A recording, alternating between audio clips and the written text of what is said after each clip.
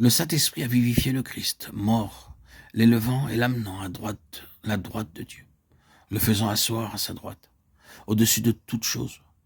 Puis, descendant dans la pauvre âme morte dans ses péchés, sous la domination de Satan, et lui disant, parce que Christ est mort pour toi, et que tu es morte avec lui, tu es vivifié avec Christ et élevé dans une vie nouvelle en lui.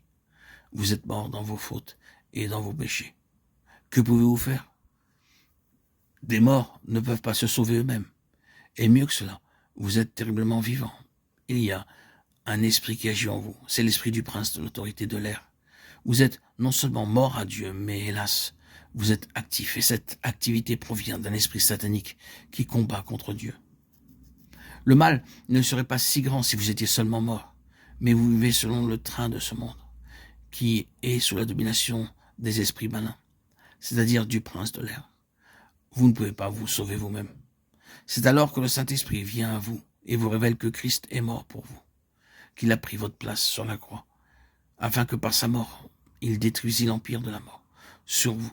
Hébreux 2,14. Croire au sacrifice expiatoire du Fils de Dieu, à sa mort pour nous, c'est naître en nouveauté de vie, savoir la vie éternelle. Par la puissance du Saint-Esprit en nous, nous sommes vivifiés à mesure que nous acceptons sa mort pour nous et notre mort en lui.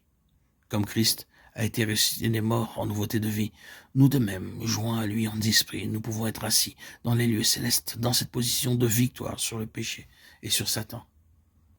Oui, nous sommes non seulement vivifiés, mais nous sommes ressuscités avec lui dans sa vie de résurrection et amenés en lui à cette position de victoire. Il nous a fait asseoir avec lui. Votre position de victoire donnée de Dieu est là, au-dessus de toutes les principautés, de toutes les puissances. Vous devez vivre dans l'air pur, au-dessus des puissances des ténèbres, et non dans les brouillards et les ténèbres du train de ce monde. Tel est le tableau fait par Paul aux Éphésiens dans les 2 premiers chapitres de cet épître. C'est plus qu'un tableau, c'est une réalité. L'Esprit de Dieu est en train d'amener l'Église à le reconnaître. Vous pensez que l'Église a l'air bien morte, c'est vrai, mais pourtant certains enfants de Dieu reconnaissent cette vérité. Tout enfant de Dieu qui, par la foi, veut se frayer un chemin à travers le domaine de l'ennemi pour atteindre cette position de victoire dans la lumière si pure d'en haut, fraye ainsi le chemin pour les autres qui veulent le suivre. Vous dites que vous ne réalisez pas cette position, mais c'est tout d'abord une position de foi. Si vous voulez la saisir et y croire, le Saint-Esprit vous apprendra comment demeurer dans cette position jusqu'à ce que cet acte de foi devienne une réalité dans votre vie. Il y a tant d'enfants de Dieu qui tâtonnent comme des aveugles, alors qu'il existe une illumination des yeux, de leur cœur, qui ferait des choses célestes une réalité pour eux, et qui les ferait vivre dans cette réalité, dans la bénédiction, la plénitude et la puissance de communion avec leur Seigneur ressuscité.